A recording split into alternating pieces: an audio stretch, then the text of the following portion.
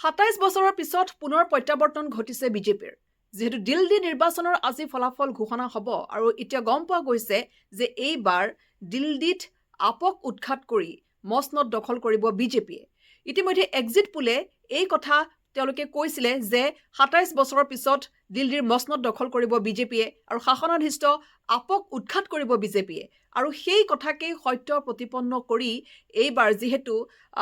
দিল্লীত আপৰ পতন ঘটিছে আৰু চৰকাৰ গঠনৰ দিশে আগবাঢ়িছে বিজেপি সুদীৰ্ঘ এই 27 বছৰৰ পিছত দেখা পোৱা গৈছে যে কংগ্ৰেছৰ এসময়ৰ দুৰ্গস্বৰূপ দিল্লীত এইবাৰ কংগ্ৰেছৰ যি প্ৰদৰ্শন সেয়া অতিকৈ শোচনীয় আছিলে আৰু বিজেপিৰ যিহেতু তেওঁলোকে